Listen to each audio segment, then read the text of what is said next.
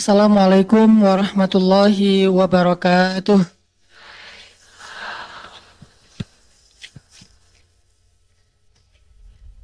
Innal hamdalillah nahmaduhu wa nasta'inuhu wa nastaghfiruh. Asyhadu an la ilaha illallah wahdahu la syarikalah wa asyhadu anna Muhammadan abduhu wa rasuluh. Allahumma salli wa sallim wa barik ala sayyidina Muhammadin kama dzakarahu dzakirun al-akhyar. Salli wa sallim wa barik ala sayyidina Muhammadin makhtalafal lailu wan nahar. Salli wa sallim wa barik ala sayyidina wa habibina Muhammadin wa ala al-muhajirina wal ansar. Radina billahi rabba wa bi Muhammadin nabiyya wa bil islami dina. Rabbi syrah li sadri wa yassir li amri wahlul 'uqdatan min lisani yafqahu qawli. Puji syukur kepada Allah Subhanahu wa taala atas nikmat kesempatan yang Allah berikan untuk kita pada pagi ini. Kita bisa duduk yang insya Allah di salah satu di antara taman-taman surga yang ada di muka bumi, yaitu majelis ilmu atau tempat orang-orang berkumpul, kemudian mereka mengingat Allah Subhanahu wa taala.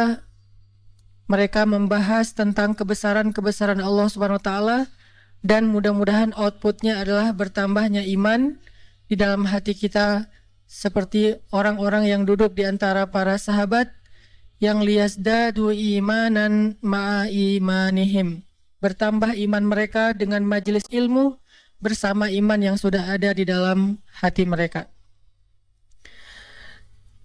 Teman-teman sekalian, ibu-ibu yang dirahmati Allah Subhanahu wa taala, dalam kesempatan ini kita sengaja mengambil sebuah judul yang insya Allah judul ini hanya saya bahas di kajian khusus muslimah. Tidak akan saya bahas di khutbah Jumat.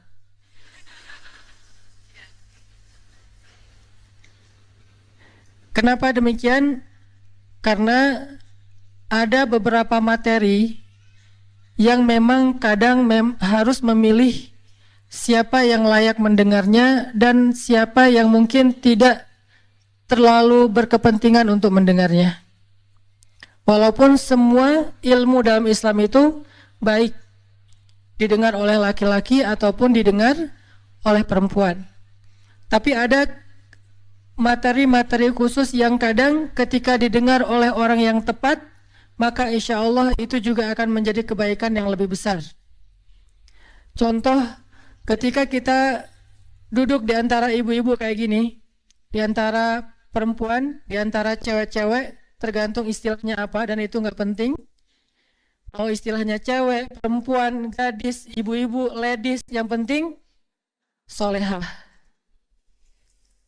Jadi istilah cewek adalah istilah yang baik, istilah gadis adalah istilah yang baik, istilah ladies adalah baik, perempuan apalagi, karena dalam bahasa Indonesia aslinya perempuan itu artinya seorang yang terhormat dari kata empu, atau wanita, atau woman, atau apapun, yang jelas dia adalah insya Allah mu'minah, solihah, qanitah, hafidhatul lil ghaib, so'imah.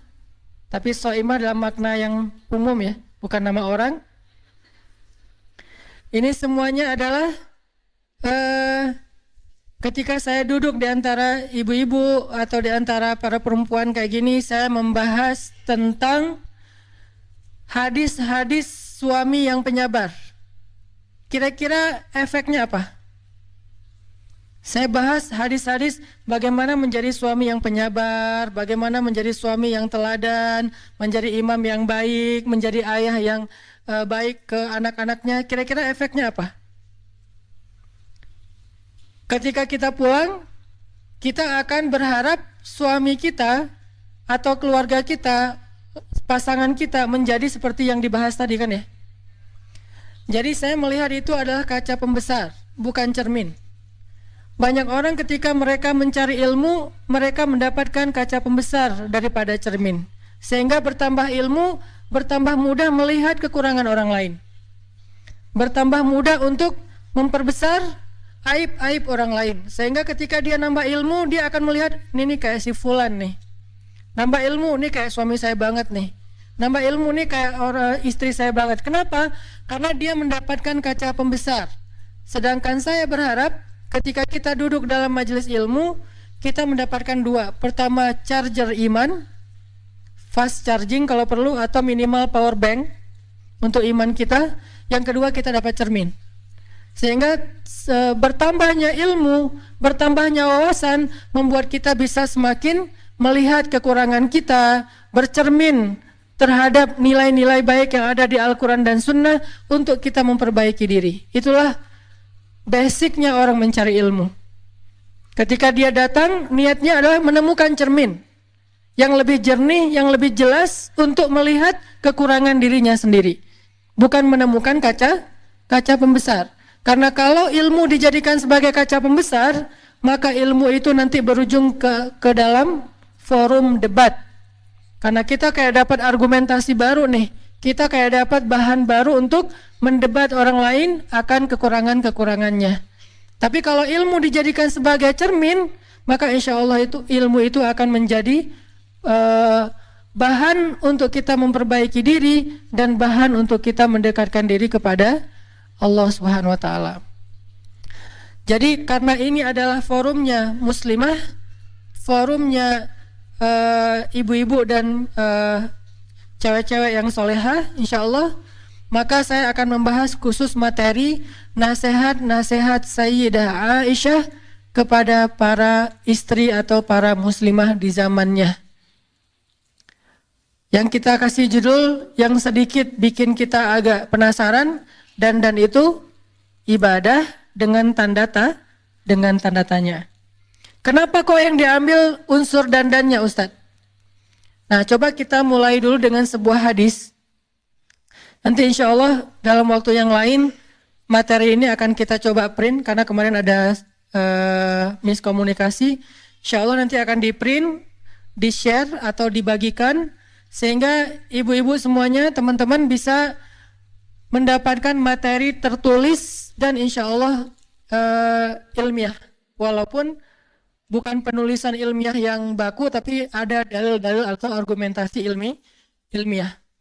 Karena khusus kali ini saya akan mencoba membahasnya dari angle ilmiah. Saya tidak akan pakai bahasa storytelling, saya nggak akan pakai bahasa display, saya tidak akan pakai bahasa yang saya pakai dalam dakwah-dakwah selama ini di anak muda.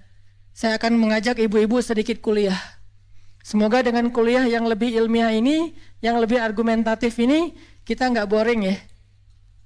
Karena biasanya kan kalau saya menyampaikan materi, saya agak capruk, santai, dan nggak terlalu banyak pakai riwayat. Walaupun sebetulnya itu adalah intisari dari riwayat. Karena saya juga belajar hadis ketika di Al-Azhar. Itu adalah translate dari hadis-hadis, cuman kita nggak menyebutkan riwayatnya biar lebih light, nggak terlalu bold. Tapi kali ini saya akan coba bahas dari angle yang lebih bold sedikit. Mudah-mudahan kita tidak salah paham, sehingga dengan demikian kita akan bisa benar-benar tumakninah, merasa tenang dengan beberapa hal yang kita coba anggap sebagai satu kebenaran. Kita awali dulu dengan sebuah hadis dari Abu Hurairah radhiyallahu an. Hadis ini diriwayatkan oleh Imam An-Nawawi, disahihkan oleh Syekh Al-Albani, bahkan disebutkan juga oleh Imam Al-Qurtubi dalam tafsirnya tentang ayat pernikahan di surat Ar-Rum ayat 21. Nabi SAW bersabda, khairun nisa, perempuan yang paling baik atau istri yang paling solehah. Karena an-nisa dalam bahasa hadis kadang berarti perempuan secara umum, kadang berarti istri, tergantung konteks hadisnya.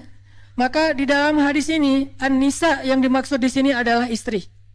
Khairun nisa, istri yang paling baik itu, istri yang solehah itu adalah ada 3 ciri-cirinya. 1, idza nazarta ilaiha sarratka, kalau kamu melihat kepadanya maka dia menyenangkan hatimu. Ini salah satu ciri istri yang solehah. Kalau kamu melihat kepadanya, maka dia menyenangkan hatimu. Iza nazarta ilaiha sarratka. Ini ciri pertama. Kalau ciri-ciri perempuan yang solehah nanti di hadis yang lain banyak secara umum ya. Nanti perempuan yang berhijab, bahkan di Al-Quran banyak. Perempuan yang beriman, perempuan yang mengingat Allah, perempuan yang berpuasa, perempuan yang selalu taat kepada Allah. Banyak sekali ciri-cirinya. Tapi kalau dalam konteks hadis ini khusus buat istri. Jadi kita kayak lagi belajar menjadi seorang istri solehah dari siapa? Dari Sayyidah Aisyah radhiyallahu anha.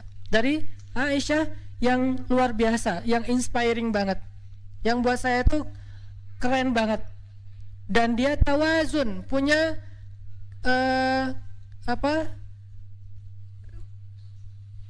keseimbangan dalam segala hal, perfect dalam segala urusan. Bukan hanya masalah ahli ibadah, dan kita tahu gimana ahli ibadahnya Aisyah. Bukan hanya dalam masalah jawad, karim, suka menginfakkan hartanya. Kita juga tahu gimana Aisyah sekali menginfakkan hartanya itu 1000 dirham. Itu ratusan juta loh kalau dikonvert ke rupiah. Sekali sedekah itu 1000 dirham. Tapi kita juga akan membahas sisi lain dari Aisyah yang membuat Aisyah ini, kata Nabi, seperti di dalam satu masakan. Kalau nggak ada garam, gimana pun bumbunya banyak, kayak ada yang kurang gitu kan ya. Kalau Khadijah, perempuan yang sempurna. Fatimah, perempuan yang sempurna. Maryam, perempuan yang sempurna. Istri Fir'aun, perempuan yang sempurna. Terus Aisyah, dia seperti garam di dalam masakan. Kalau nggak ada ini, walaupun dia sedikit saja, kalau nggak ada, jadi hambar semuanya. Dan itulah Aisyah radhiyallahu anha.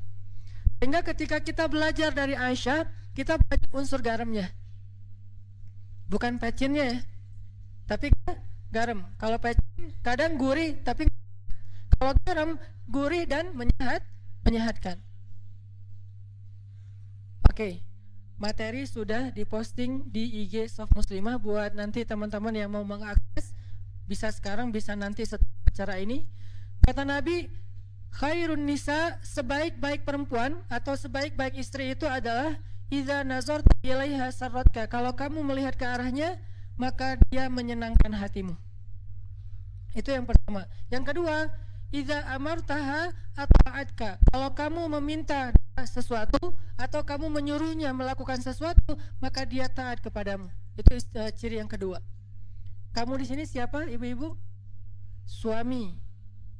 Jadi suami meminta sesuatu kepada istrinya, menyuruh sesuatu kepada istrinya, atau adka, dia taat kepada suaminya. Itu istri yang solehah. Dan yang ketiga, idza ghibta anha hafizatka fi amwalika wa ahlik. Kalau engkau meninggalkannya, kerja, dinas, kayak gitu-gitu, maka dia akan menjaga kehormatanmu dan hartamu dengan amanah.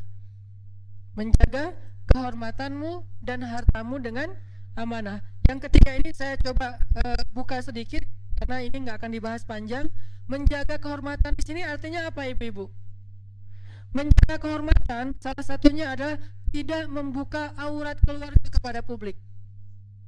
Apa aurat keluarga? Aurat keluarga itu bukan hanya tubuh. Itu kalau aurat fisik, aurat diri kita, aurat pribadi. Aurat keluarga, masalah keluarga. Jadi menjaga kehormatan suami artinya kita nggak boleh curhat di sosmed. Itu arti menjaga kehormatan suami. Tidak curhat di sosmed, baik dengan Instastory ataupun dengan postingan feed, baik dengan bikin vlog di YouTube ataupun tulisan panjang di FB,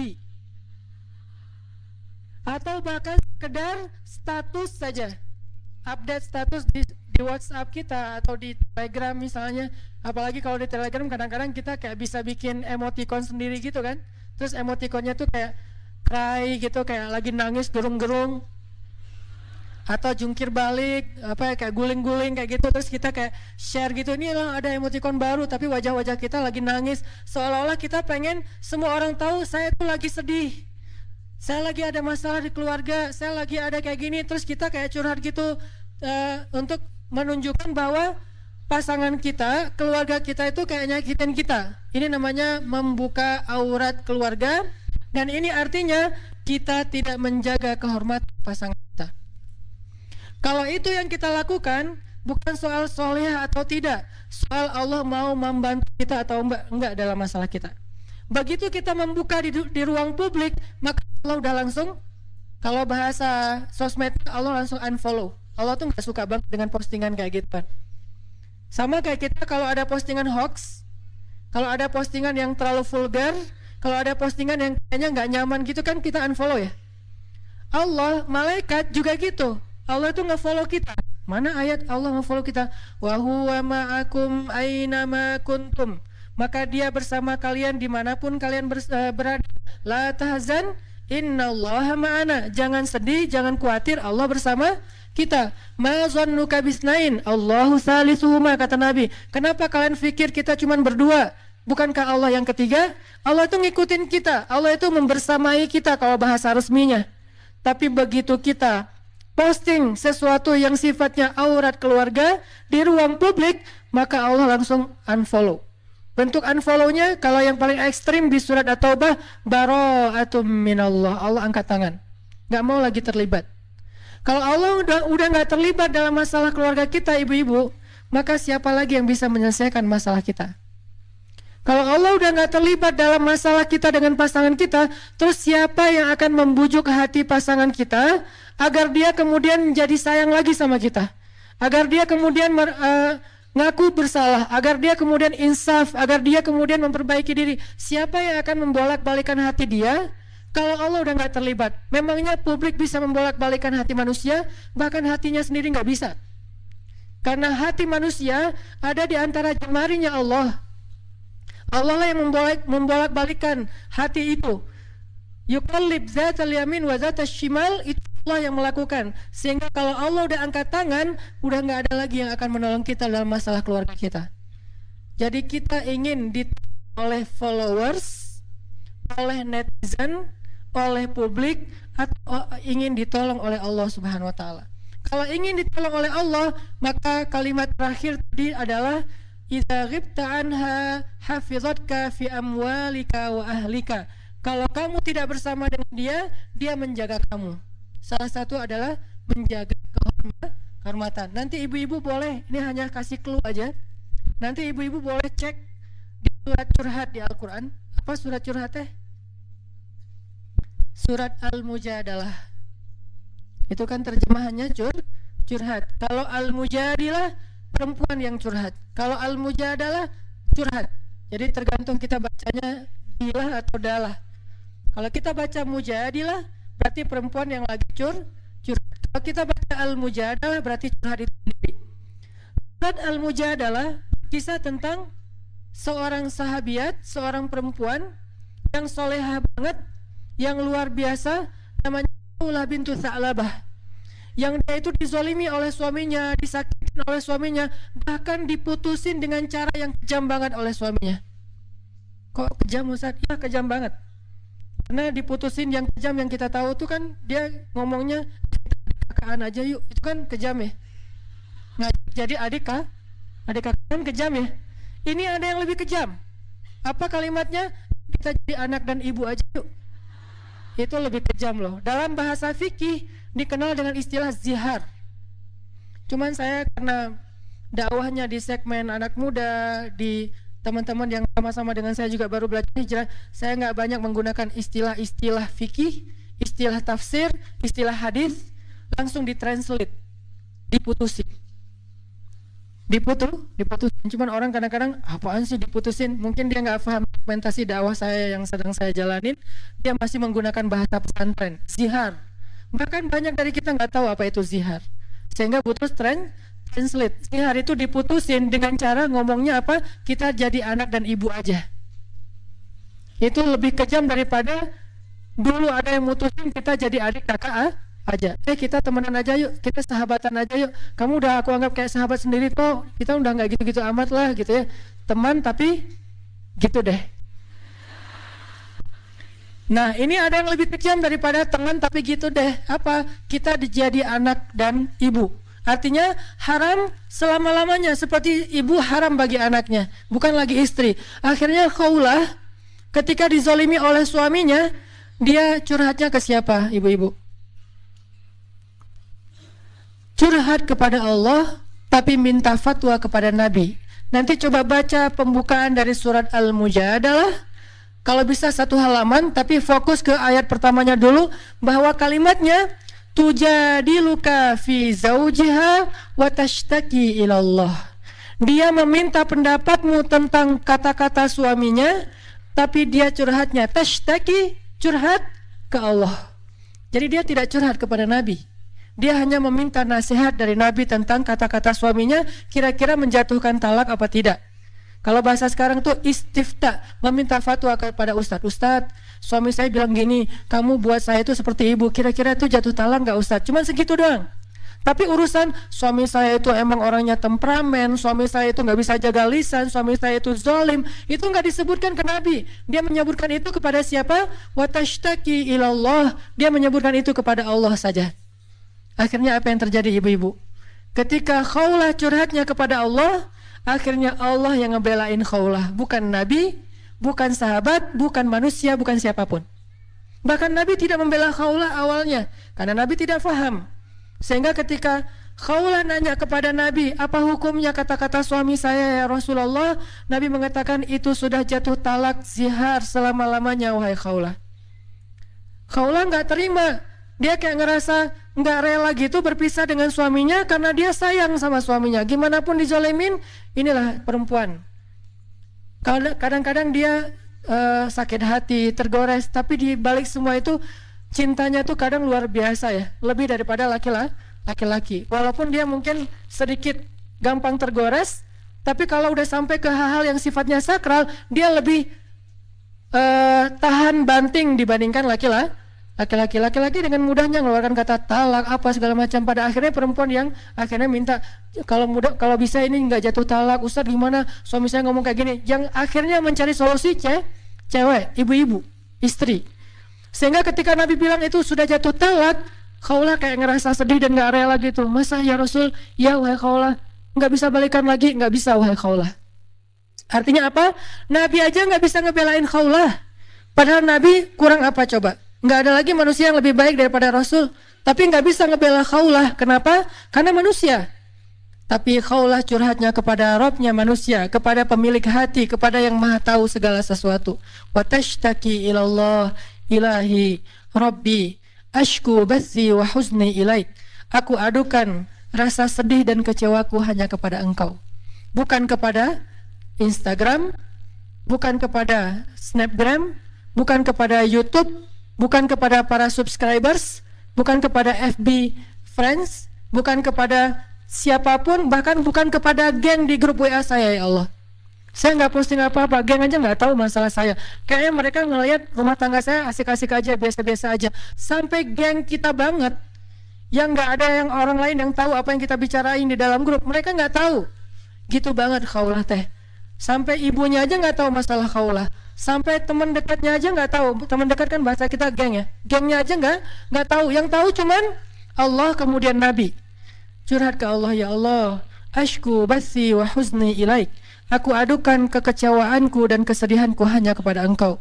Aku kecewa ya Allah. Aku sedih ya Allah. Aku nggak terima diginiin ya Allah. Akhirnya Allah yang membela Khawlah dengan menurunkan 1 halaman penuh dari surat Al-Mujadalah.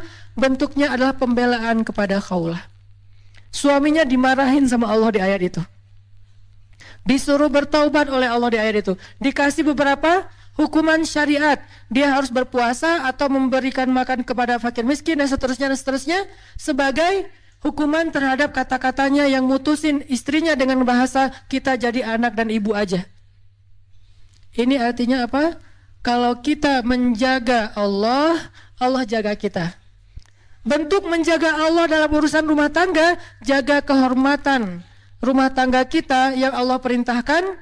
Hafizatka fi amwalika wa ahlika. Nanti Allah yang akan menjaga hati kita, menjaga perasaan kita, menjaga rumah tangga kita. Allah yang akan terlibat. Ini poin yang ketiga ya. Walaupun bukan akan kita bahas panjang. Inilah 3 ciri istri solehah yang disampaikan oleh Nabi dalam hadis riwayat An-Nasai. Satu, idza nazarta ilaiha sarratka. Kedua, idza amartaha ata'atka. Ketiga, idza ghibta anha hafizatka fi amwalika wa ahlika. Yang akan kita bahas yang mana ibu-ibu? Dari 3 ciri itu. Yang pertama, karena hubungannya dengan dandan. Idza nazarta ilaiha sarratka. Kalau kamu ngelihat ke dia, maka dia menyenangkan hatimu. Kalau bahasa saya, kalau diliatin tuh nyenengin. Gak bisa lepas juga ya dari capruk bahasa santai lah ya, gak apa-apa ya. Gak terlalu resmi gak apa-apa. Kalau dilihat nyenengin. Ini cewek luar biasa nih, ngelihat dianya aja betah. Seorang istri yang solehah buat suaminya itu betah melihat ke arah dia. Kenapa? Itulah salah satu cara agama menjaga pandangan laki-laki adalah dengan menyuruhnya menikah. Dan salah satu syarat menikahi seorang perempuan itu kata Nabi apa? Tunkahul mar'ah li arba'ah. Perempuan itu dinikahi karena 4 alasan. Walaupun 4 alasan-alasan ini nggak harus sempurna, tapi ini dipertimbangkan. 1, li jamaliha, untuk kecantikannya. Cantik relatif. Ada orang yang senang dengan yang model matanya kecil, ada yang model matanya lebar, ada yang pengen rambutnya keriting, ada yang pengen rambutnya lurus, ada yang pengen misalnya kulitnya putih bersih, ada yang pengennya agak lebih kayak etnik gitu misalnya. Ada yang pengen misalnya yang kurus, ada yang pengen dia nggak kurus-kurus amat, karena kalau terlalu kurus dia kayak nggak apaan sih gitu-gitu amat. Dia pengennya yang biasa-biasa aja misalnya. Kan itu relatif ya. Karena relatif, Nabi mengatakan spek jamal itu apa? Spek dari cantik itu apa? Enggaknya disebutkan karena kecantikannya. Bahkan walaupun ini bukan yang paling penting disebut di awal tetap. Justru yang paling penting disebut di akhir, lidiniha, agamanya. Tetap yang disebut di awal itu di jamal. Kenapa? Hubungannya dengan hadis An-Nasai, supaya laki-laki itu bisa menundukkan pandangan. Dia nggak perlu ngelihat cewek lain di mall, nggak perlu ngelihat cewek lain di Instagram, nggak perlu ngelihat cewek lain di YouTube atau di TV, karena melihat istrinya aja udah nyenengin. Jadi ketika Allah Subhanahu wa taala menyuruh seorang laki-laki untuk ghaddul basar, menundukkan pandangan, itu bukan ngelihat ke bawah. Menundukkan pandangan itu bukan melihat ke bawah. Dalam beberapa kasus ya melihat ke bawah, tapi dalam beberapa kasus kalau perlu lihat ke atas. Kenapa? Kalau dia di mall lantai 2 ngelihat ke bawah malah nggak boleh. Pak, kenapa sih kok di situ aja berdirinya? Mah lagi nundukin pandangan mah. Kan nggak kayak terus di bawah kayak lagi ada event gitu, terus banyak para dancer gitu kan, kayak lagi malam mingguan kan suka ada kayak live music atau apa, terus dia kayak nundukin pandangan dari atas gitu. Lagi ngapain Pak? Lagi ghaddul basar. Kan nggak bisa. Jadi terjemah menundukkan pandangan bukan melihat ke bawah, menjaga pandangan. Dan Islam, ini salah satu karakteristik Islam nih ibu-ibu. Islam itu nggak pernah ngelarang sesuatu tanpa ngasih solusi, itu nggak pernah. Nggak pernah.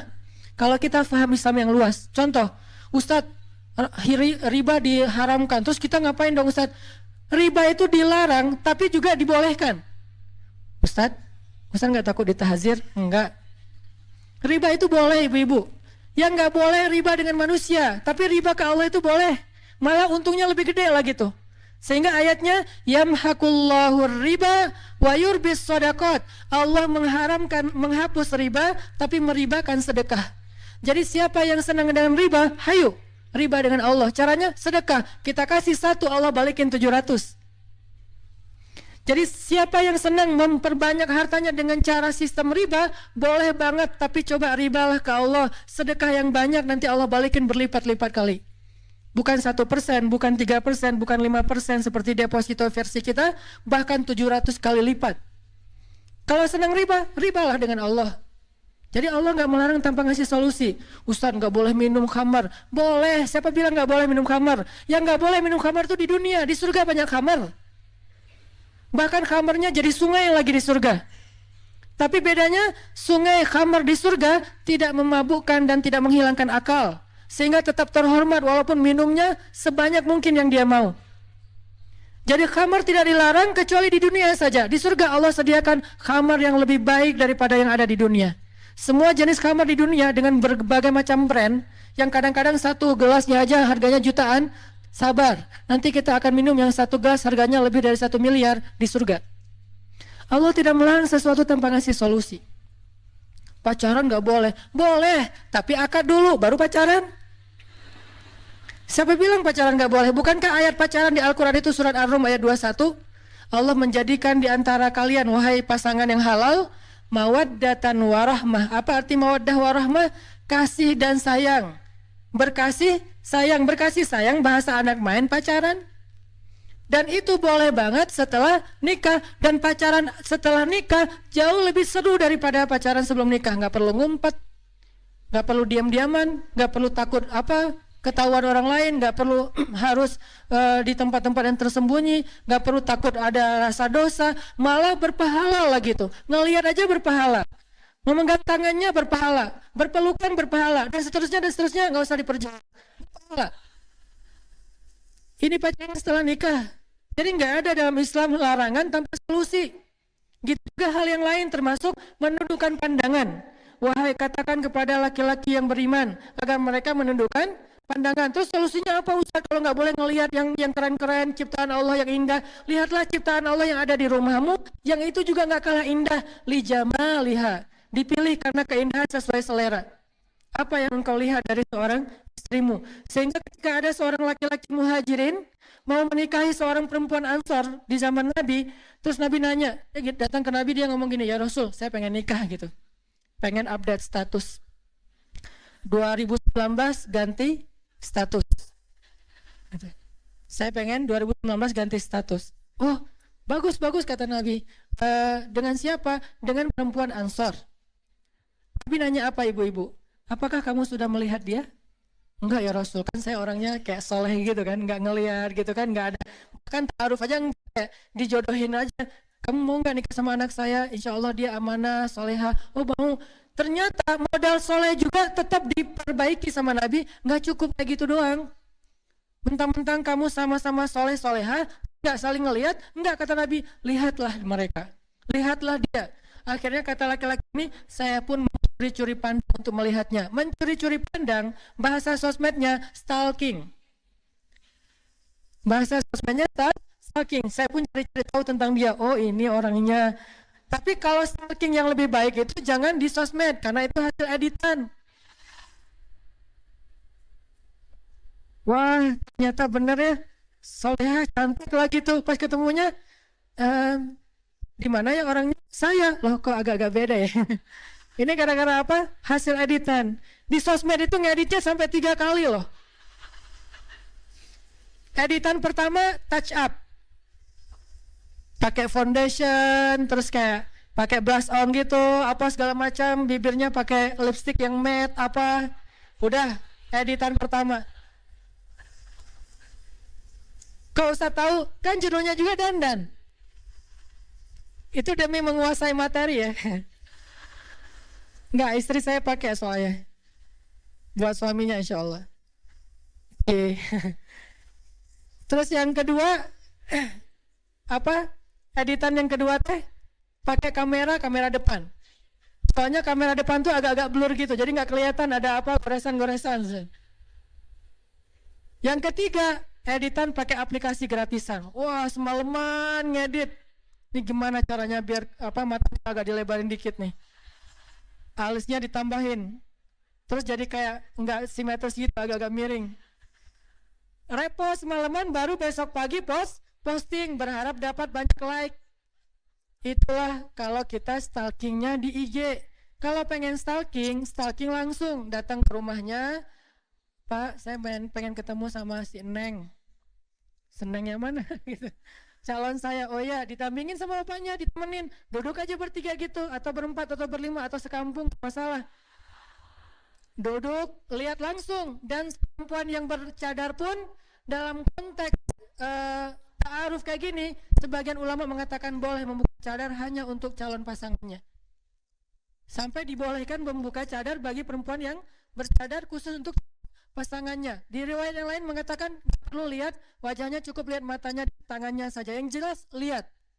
Kenapa? Li jamaliha. Kadang ada selera menurut temennya cantik, menurut dia biasa aja ya. Kalau gitu jangan paksain. Kenapa? Karena dia nggak akan jadi solusi kamu dalam menundukkan pandangan.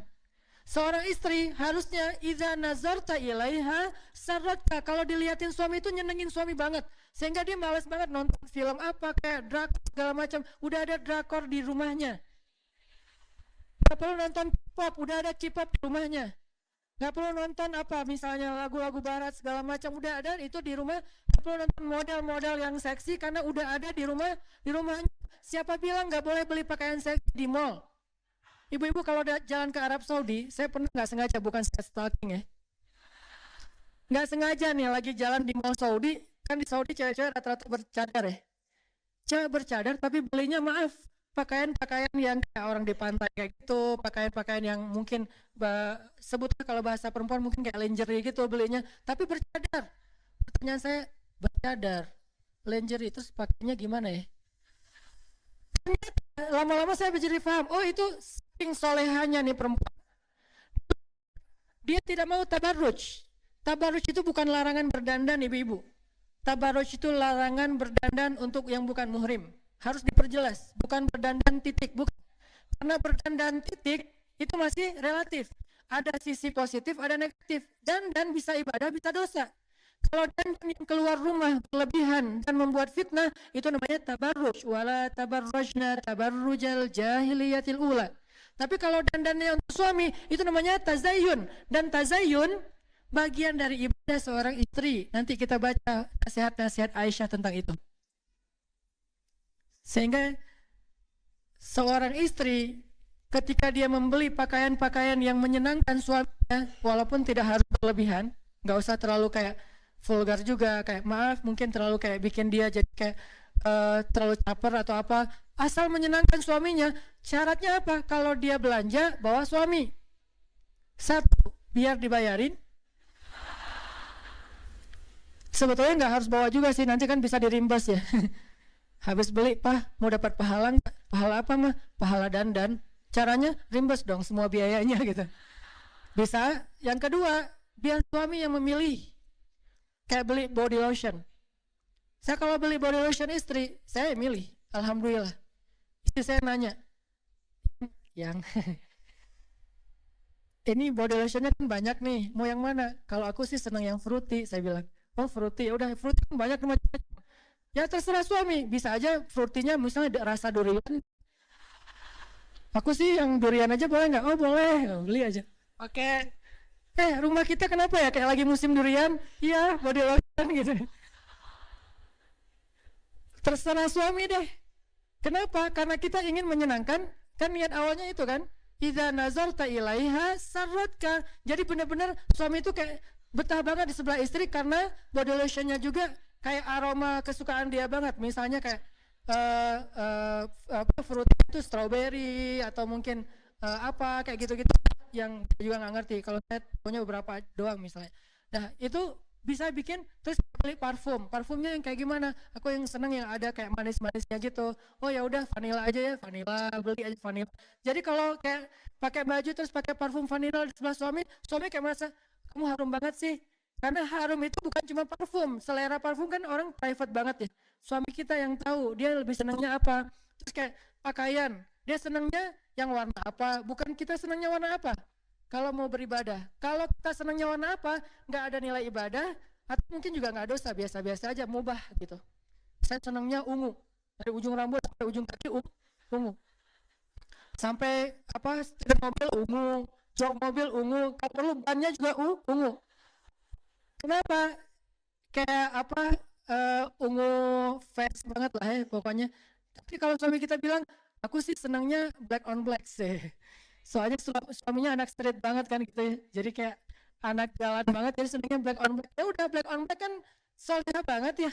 Semuanya hitam, serba hitam gitu. Sampai akhirnya pakai lipstick juga hitam misalnya. Nah, mama sehat. Kenapa? Terlihat seperti orang sakit kan. Ya pokoknya memilih sampai warnanya atau apa, ini insya Allah akan jadi ibadah banget ibu-ibu. Kenapa? Itu bisa jadi solusi. Kalau suami disuruh tundukkan pandangan, dia punya pandangan yang bisa membuat dia itu bisa mengalihkan sesuatu yang negatif menjadi yang positif. Lihat istri aja. Hadis yang lain ini kalau kita explore komparasi beberapa hadis, karena metode belajar di Al-Azhar adalah metode komparatif. Kita itu nggak dibolehin banget di Al-Azhar itu, SOP kampus Al-Azhar itu nggak boleh menyimpulkan sesuatu tanpa mengambil beberapa referensi dalil.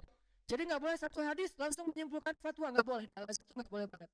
Kita harus banding-bandingkan ayat dengan ayat, ayat dengan hadis, hadis dengan hadis, hadis dengan sahabat, sahabat dengan ulama. Wah, dibandingin semuanya, jadilah sebuah produk fikih yang dikenal dengan fatwa atau hukum. Itulah cara belajar Al-Azhar. Kalau kita bandingkan beberapa hadis yang lain, nanti Nabi juga bersabda keutamaan memandang istri. Tapi ini materinya buat khutbah Jumat. Seorang suami memandang istri, maka Allah Subhanahu wa taala akan menggugurkan dosanya. Memandang istri aja menggugurkan dosa mereka berdua nih. Istri ketika sering dipandang suami, maka dosanya berguguran ibu-ibu. Jadi kalau dipandang suami itu jangan dilarang. Wah, ngapain sih ngeliat gitu-gitu amat sih? Macam-macam ya? Enggak. Kalau suami ngeliat kita, itu harus kayak, oh alhamdulillah lagi ibadah gratis tanpa harus gerak berdiri ruku dan sujud, dapat pahala berguguran dosa. Jadi pagi-pagi itu dia aja lewat lalu ngerempong gitu depan suami kayak duduk gitu. Ya nggak gitu-gitu juga sih. Suami kayak ngeliat, saya beberapa kali suka gitu kalau pagi lebih udah siap dengan kopinya. Kadang-kadang salah posting lagi, posting kopi hari Senin, Ustaz nggak puasa, oh iya maaf, ketahuan gitu kan nggak puasa Senin. Terus kayak duduk gitu, istri lalu ngeliatin. Satu kali lewat itu kayak tawaf loh. Kebayang nggak kalau sampai berapa puluh kali lewat, itu udah berapa kali orang tawaf. Anak beresin dapur, sana lagi ke kamar anak, mandi, liatin aja. Terus kesimpulannya apa? Nih suami nggak pekaan nih. Ngeliat istrinya rempong, dia malah kan bagi-bagi pahala. Mama berpahala dengan cara rempong, Papa berpahala dengan cara ngeliat orang rempong. Ini istri, karena dia seneng aja gitu ngeliat istri aku kayak gemesin banget sih kamu gitu kan ya. Jadi bahasa sarrotka itu bisa berarti gemesin, bisa berarti unyu-unyu banget, bisa berarti kayak seksi, bisa berarti nyenengin, bisa berarti seru, bisa banyak arti yang jelas nyenengin hati. Sarrotka. Udah diliatin, apa sih ngeliat gitu-gitu amat? Enggak, aku lagi heran, ada ya bidadari yang jalan di bumi. Salah tingkah gitu, terus dia kayak manja gitu duduk di sebelah. Ketika mereka bersentuhan, Allah turunkan kasih sayang Allah di antara mereka. Ketika suaminya memanggil istrinya ke kamar, maaf ya emang hadisnya kayak gitu, maka Allah Subhanahu wa taala makin cinta kepada mereka. Dan setelah itu Nabi nggak membahas secara jelas, tapi kita ngerti lah. Yang jelas semuanya ibadah. Jadi nyambung juga nih hadis ini, kemudian hadis tentang ayat tentang ghadul basar, hadis tentang memandang wajah istri itu adalah ibadah. Bahkan Nabi itu suka banget memandang wajah Aisyah lalu memujinya dengan panggilan apa? Humaira. Apa arti Humaira? Sebagian mengatakan yang wajahnya kemerah-merahan, tapi sebagian besar ulama bilang Humaira itu istilah untuk cewek yang putih banget. Jadi nggak dibilang baydo, karena kalau baydo itu arti putih dalam makna yang bukan kulit ya. Kalau kulit orang Arab, kalau putih banget bilangnya Humaira. Kayak orang Jawa bilangnya kuning. Ya, orang Jawa bilangnya kan bukan anaknya putih banget, enggak kan ya? Anaknya kuning loh gitu. Jadi kuning itu kalau dalam bahasa Jawa itu artinya putih. Kalau orang Arab merah.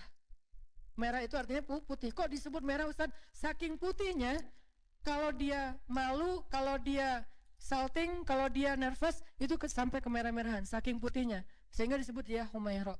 Itu kan wajah kan? Sehingga Nabi kayak mengagumi wajahnya Aisyah yang cantik, mengagumi Aisyah yang menjaga penampilan dengan panggilan penghargaan. Ya Humaira, wahai perempuan yang putih. Ini artinya sarratka, menyenangkan suami ketika dipandang. Dandan.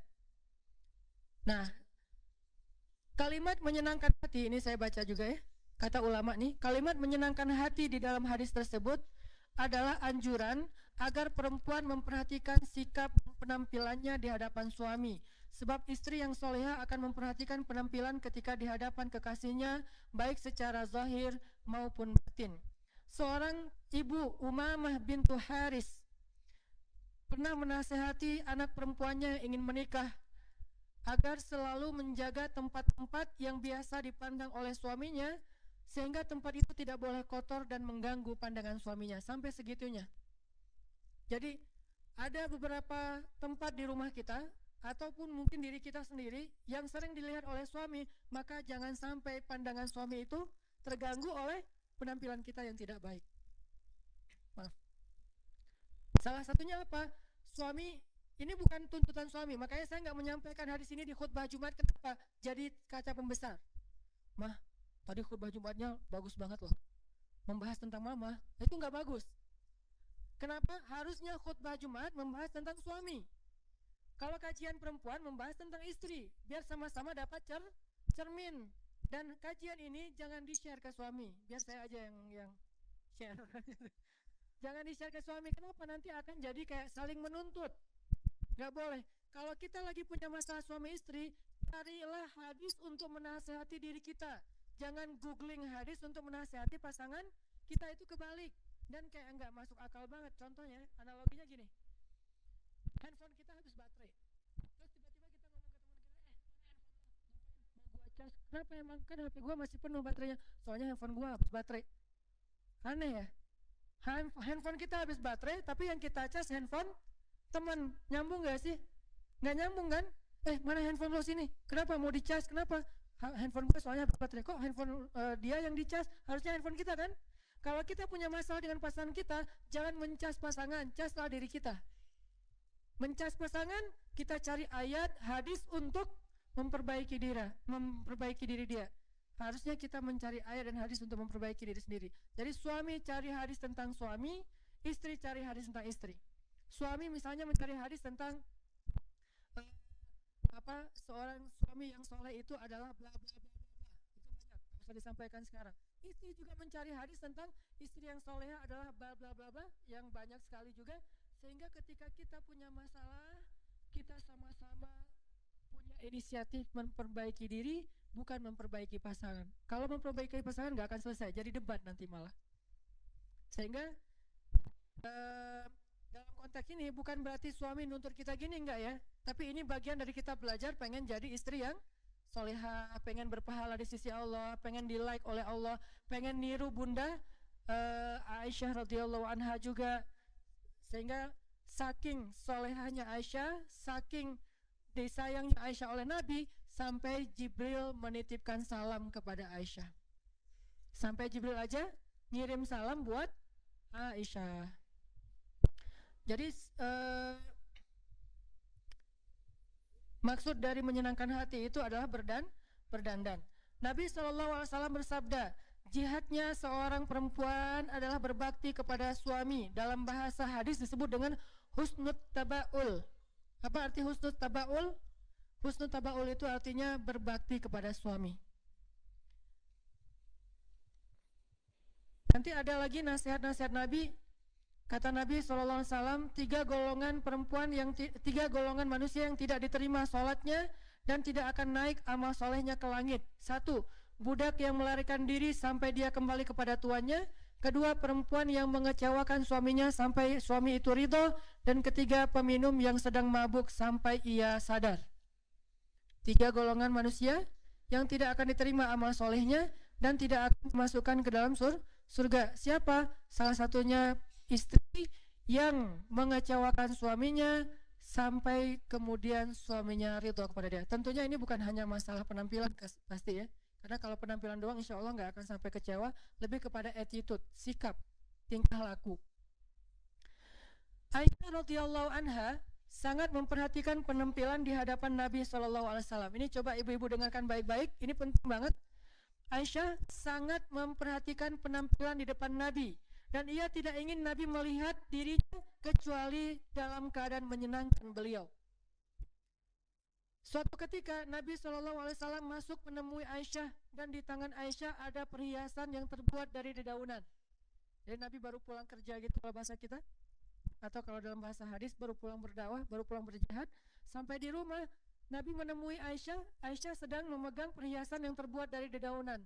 Yang perlu kita catat, Aisyah itu seorang perempuan yang sangat brilian, smart, kreatif. Itu Aisyah. Bukti kreatif, banyak barang-barang yang biasa aja di tangan Aisyah jadi bernilai. Itu Aisyah banget. Ada daun bernilai sesuatu yang kreativitas luar biasa karena anaknya smart banget. Karena ceweknya itu brilian banget. Sehingga di tangan Aisyah segala sesuatu jadi bernilai. Jadi di tangan Aisyah itu ada kayak perhiasan dari daun. Nabi bertanya, "Ini apa wahai Aisyah?" kata Nabi. Dan kalimat ini harus dibaca dengan nada storytelling ya, bukan nada khutbah. Kalau nada khutbah, "Ini apa wahai Aisyah?" Kan nggak enak ya. Jadi kayak Nabi baru pulang-pulang tiba-tiba teriak, "Ya Aisyah, apakah ini?" Apaan ya? Ini jadi gini ya. Storytelling tetap harus dipakai. "Ini apa Aisyah?" Karena Nabi kalau ngomong sama istrinya nggak pernah teriak kan, nggak pernah bentak, nggak pernah teriak, ngomongnya lembut. "Ini apa Aisyah?" Apa jawaban Aisyah? "Ini aku pakai berhias untukmu wahai Rasulullah." Jadi ketika Nabi pergi, Aisyah ngapain? Bikin uh, hiasan, bikin sesuatu yang bisa dia pakai ketika Nabi pulang, dia pakai untuk menyenangkan Nabi. Cuman kebenaran Nabi pulang dadakan gitu. Nabi ketuk pintu dibuka sama Aisyah, dan di tangan Aisyah masih ada hiasan itu yang belum jadi. Terus Nabi nanya, "Ini apa Aisyah?" "Ah, ini mau saya pakai untukmu ya Rasulullah, supaya menyenangkan Rasulullah SAW." Apakah ini sesuatu yang dianggap tidak penting?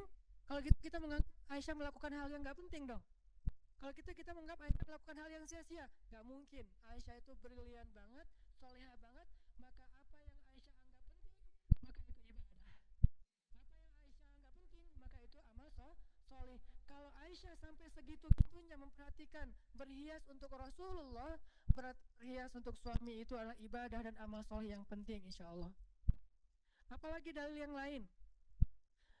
Begitu Aisyah radhiyallahu anha bersungguh-sungguh dalam berdandan untuk membahagiakan Nabi, sehingga ia memperhatikan hal-hal yang kecil agar Nabi melihatnya dalam keadaan penampilan terbaik.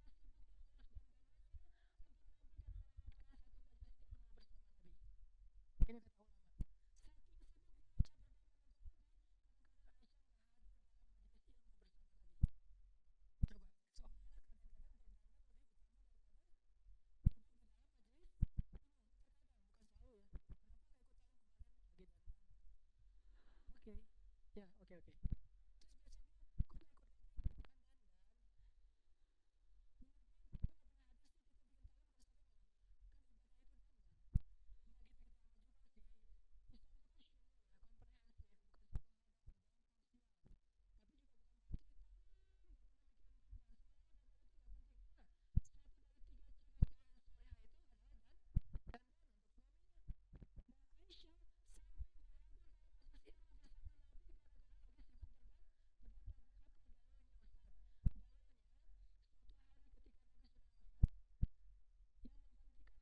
hadis di Masjid Nabawi siapa? Abu Hurairah. Karena yang paling banyak menghafal hadis Nabi Abu Hurairah. Suatu hari Abu Hurairah mengajar hadis-hadis Nabi di Masjid Nabawi, dan Aisyah ikut mendengar dari ruangannya, dari kamarnya, dari rumahnya di sebelah masjid. Aisyah dengerin gitu. Abu Hurairah meriwayatkan Rasulullah bersabda, Rasulullah bersabda, Rasulullah bersabda. Apa yang membuat Aisyah heran? Aisyah heran banyak hadis yang disampaikan Abu Hurairah Aisyah nggak pernah mendengar dari Rasulullah. Sehingga ketika selesai majelis, lalu Aisyah bertanya kepada Abu Hurairah, memanggil Abu Hurairah, "Ya Abahir, wahai Abu Hurairah," itu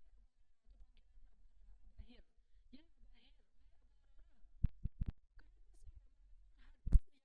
"Ya Abahir, wahai Abu Hurairah, kenapa saya nggak mendengar hadis yang kamu sampaikan tadi dari Rasulullah? Banyak sekali yang saya nggak tahu. Dari mana kamu dengarnya ya Abahir? Kenapa saya nggak mendengar?" Apa jawaban Abu Hurairah? "Wahai ibu kami," itu panggilan untuk Aisyah karena istri Nabi adalah ibunya orang yang beriman. "Wahai ibu kami,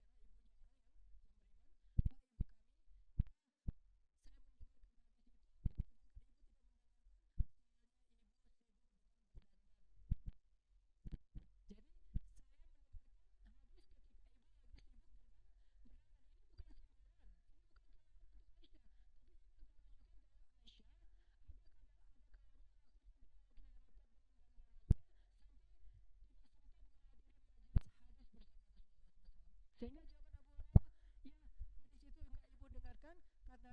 tidak disibukkan dengan berdandan seperti ibu untuk Rasulullah SAW. Ini dalil para ulama yang jarang diangkat, angle-nya nggak ke sini. Jadi saya pernah sih dengan beberapa ustadz cerita tentang hadis yang sama, cuman angle-nya apa? Angle-nya tentang Abu Hurairah menghafal hadis lebih banyak dari Aisyah. Tapi kalau saya ngambil angle yang lain, walaupun itu juga benar, angle yang lain apa? Ternyata saking sibuknya berdandan, terkadang Aisyah sampai nggak sempat hadir dalam majelis hadisnya Rasulullah SAW. Padahal Aisyah tahu ilmu itu pahalanya luar biasa, tapi karena lagi dandan, ya udah tanggung dikit lagi, masa mau sebelah doang ya, ya udah 2 majelis ilmu udah kelewat. Ya, gimana lagi? Insya Allah itu juga ibadah dan yang ini juga ibadah. Ini menjadi bukti bahwa Aisyah sangat memperhatikan penampilannya di depan Rasulullah SAW. Diriwayatkan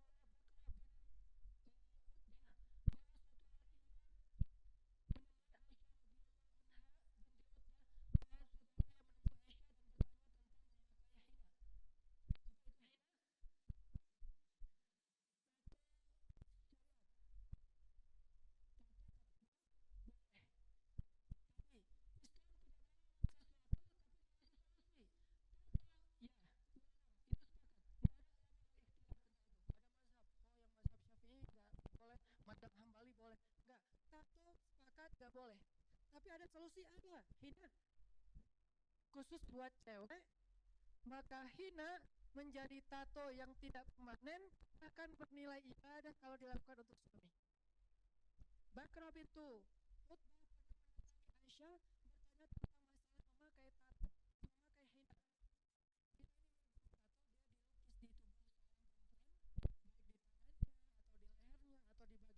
Di kakinya dengan gambar yang terserah suami.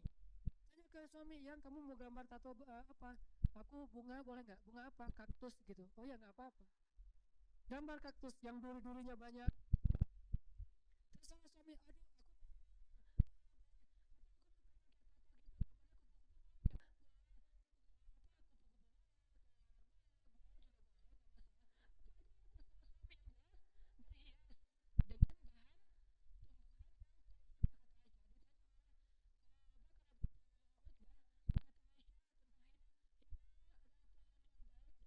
bersih.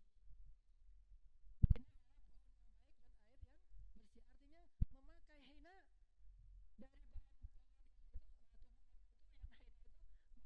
dari bahan yang baik untuk suami, apalagi berpahala di sisi Allah SWT. Kalau di kita nyebutnya pacar ya, pakai daun pacar, itu tato syariat. Jadi buat yang senang tato,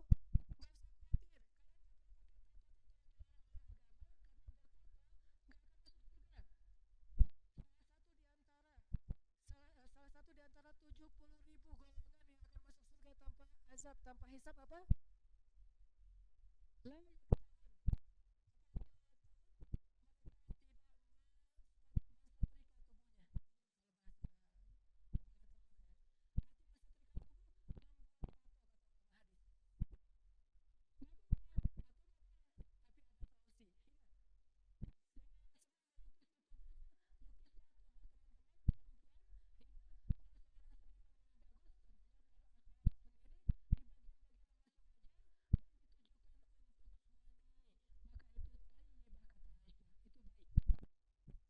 Itu thayyibah itu baik. Kayak misalnya bikin di tangan di sini atau di bagian tangannya kayak gelang gitu, tapi dalam bentuk lukisan hina kayak bunga apa gitu, kayak tanggal lahir atau apalah. Terserah deh di kan, atau ambil aja gambar-gambar di Google gitu kan, image tato cewek. Kan banyak tuh. Terus nanti aku pengen tato kayak gini karena suami aku senangnya kayak gini, bikin pakai hina yang lebih inilah, lebih kreatif. Karena nggak harus selalu tato tuh gaya-gaya India gitu kan. Kan ada yang seleranya India, dangdut, pop, apa, kan beda-beda kan ya. Kalau yang senangnya dangdut ya udah gaya India aja yang rame di sini misalnya, ya nggak masalah, bajunya juga rame. Tapi ada yang senangnya simpel-simpel aja, tatonya cuma tanda tangan gitu, ya nggak masalah juga. Dan tanda tangannya juga simpel, kayak tanda tangan Benyamin. Ya intinya atau nama suami, nama atau tanggal mereka pertemu apa awal pertama kali mereka ketemuan gitu, atau kayak pertama kali mereka ketemu tuh ada kata-kata apa gitu, sebuah puisi dari suaminya diabadikan dalam bentuk tato hina gitu kan ya. Setelah seminggu hilang. Kenapa? Soalnya hina nggak permanen ya, tembus air, ganti lagi dengan kata-kata yang baru. Bisa update malah. Bisa update status. Kalau tato kan nggak bisa diupdate ya, dihapus susah. Kalau diganti dengan yang lain jadi kebanyakan, jadi kayak gimana gitu, kayak aneh gitu, terlalu banyak. Kamu ngapain sih kok rame banget? Ya intinya adalah Allah tuh kasih solusi banget, dan saya sangat yakin Islam itu bukan agama yang bawel. Nggak boleh, haram, haram, haram. Halalnya mana? Banyak. Di antara 5 grade hukum dalam Islam, cuma satu doang yang haram. Yang ini halal 4-4-nya. Coba kita bikin grade ya. Grade hukum dalam Islam. Pertama, wajib. Boleh nggak yang wajib tuh? Bukan boleh lagi. Kalau bisa harus ya. Kecuali ada uzur syar'i. Harus. Berarti boleh dilakuin. Bawahnya sunnah. Boleh nggak? Dapat pahala kalau kita lakukan. Di bawahnya mubah. Boleh nggak? Boleh. Walaupun nggak berpahala. Juga nggak dosa. Di bawahnya lagi makruh. Boleh nggak? Boleh. Walaupun ditinggalkan lebih baik. Tapi boleh dilakukan? Boleh. Lalu yang terakhir, haram yang nggak boleh. Dari 5 grade hukum dalam Islam, cuma satu doang yang nggak boleh. 4 boleh. Dengan levelnya masing-masing. Tapi boleh, sama boleh. Cuman ada yang berpahala bolehnya, ada yang belum berpahala lagi, ada yang biasa aja, ada yang pahala kalau ditinggalkan berpahala, tapi dilakukan juga nggak masalah. Intinya adalah Islam itu bukan agama yang ribet, yang susah, yang berat, yang beban, yang bawel, yang cerewet, yang cuma tahu istilah haram. Ustaz ini haram, belum juga nanya udah haram. Gimana nih? Ustaz saya ada pertanyaan, haram. Kok haram? Dia nanya. Jangan senang dengan kata haram. Senanglah dengan kata halal. Halal, halal, halal, halal. Haram. Sehingga ayatnya basyiran wa naziran, berita gembira dan peringatan. Tidak ada naziran wa basyiran, peringatan dan berita gembira. Sehingga orang kayak trauma gitu ngebahas Islam. Udah nggak usah terlalu serius lah, gue trauma dengan istilah-istilah yang terlalu syariat. Jadi dengan syariat trauma, karena yang ditampilkan tentang syariat itu cambuk. Gak ditampilkan efek dari itu, gara-gara cambuk akhirnya zina jadi berkurang, bahkan hampir tidak ada. Gak ditampilkan efek dari hukum syariat itu, gak ada lagi orang yang buang bayi di jalanan. Bukan itu yang ditampilkan dari syariat, tapi adegan cambuknya, adegan rajamnya, adegan kisosnya ditampilkan. Gara-gara kisos jadi zero crime. Kenapa? Karena naziran wa basyiran, bukan basyiran wa naziran. Harusnya kan Islam itu basyiran wa naziran, yang menyemangatin, bikin orang senang gitu, yang bikin orang bergairah. Termasuk ini, Ustadz apa hukum tato? Boleh, tapi dari bahan hina, khusus cewek dan hanya untuk suaminya. Itu jawaban lengkapnya. Dan tolong ini jangan di-cut ya, jangan diedit jadi 1 menit terus salah paham. Harus lengkap. Ustadz apa hukum tato? Boleh, dengan syarat bahannya dari hina, dipakai oleh cewek, ditujukan hanya untuk suami. Tato kayak gitu boleh. Saya lebih senang menjawab boleh daripada enggak. Ustadz apa hukum riba? Boleh, dengan syarat ribanya ke Allah, bentuknya sedekah. Ustadz apa hukum pacaran? Boleh, tapi akad dulu. Ustadz apa hukum ini? Boleh. Ustadz apa hukum khamar? Boleh banget, enak lagi tuh. Tapi di surga ya, meninggal dulu. Jadi banyak boleh sebetulnya, cuman kita jarang menggali sisi bolehnya. Lebih banyak menggali sisi boleh. Apa hukum ini? Boleh. Ustaz apa hukum itu? Neraka. Ustaz apa hukum ini? Siksaan. Ustaz apa hukum ini? Kutukan. Ya sih, cuman sebelum itu yang ini dulu. Karena basyiran baru wanaziron. Kalau udah dikasih solusi masih ke sana, baru naziron. Tato udah dikasih solusi hina, kok masih pakai tato? Naziron. Nggak akan mencium harumnya surga, apa segala macam, kan udah dikasih solusi. Riba dengan Allah boleh, kok masih riba dengan konvensional dengan manusia? Baru nanti riba itu dosanya kayak gini, kayak gini, kayak gini. Khamar udah dibilang nanti di akhir dikasih lebih banyak lagi sampai sungainya mengalir khamar, kok masih minum? Berarti baru nanti nggak akan berdiri dengan tegak di hadapan Allah, dia tercela apa segala macam, dan seterusnya teman-teman. Jadi kasih dulu unsur halalnya. Coba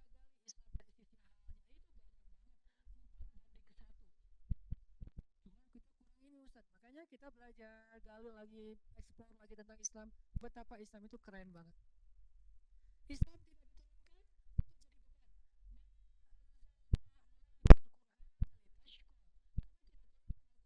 beban.